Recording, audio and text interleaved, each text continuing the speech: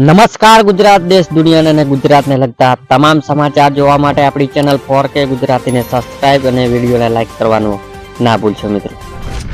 12 થી 18 એપ્રિલ દરમિયાન માવઠું પડશે। હવામાન નિષ્ણાત અંબાલાલ પટેલને જણાવ્યું છે કે 7 એપ્રિલ સુધી રાજ્યમાં કેટલીક જગ્યાએ વાદળછાયું વાતાવરણ રહી શકે છે અને 9 એપ્રિલ પછી તાપમાનમાં વધારો જોવા મળશે અને ઉપરાંત 12 થી 18 એપ્રિલ દરમિયાન માવઠું થવાની શક્યતા પણ છે અને પૂર્વ ગુજરાત અને સાબરકાંઠા જિલ્લામાં માવઠું પડે તેવી શક્યતા છે અને રાજ્યમાં અનેક કેટલાક સ્થળો છૂટાછવાયો વરસાદ પડી શકે છે તેમ આગાહીકાર અંબાલાલે જણાવ્યું છે। તે ખૂબ જ મોટા સમાચાર આવી રહ્યા છે મિત્રો।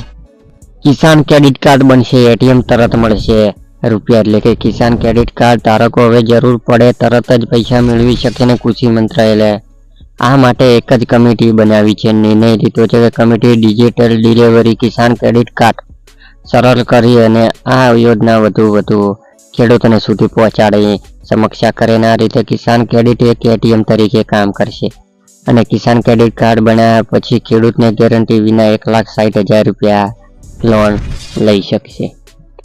લીંબુના ભાવમાં થયો વધારો એટલે કે રાજ્ય કાળઝાળ ગરમી વચ્ચે લીંબુના ભાવમાં થયો છે વધારો એટલે કે અમદાવાદ રિટેલ માર્કેટ 225 કિલો મળી રહ્યા છે અને હોલસેલ તેનો ભાવ 150 થી 160 રૂપિયા। ઉનાળાની શરૂઆત થતાં જ લીંબુનો મોંઘવારી વધી હોય છે અને લોકોને ગરમીમાંથી રાહત મેળવવા લીંબુ પાણી સહારો લેતા હોય છે અને લીંબુની માંગ વધી જતા તેનો ભાવના પણ ઉછાળો જોવા મળતો હોય છે। તમારા વિસ્તારમાં લીંબુનો ભાવ કેટલો છે તે કોમેન્ટ કરીને જણાવો।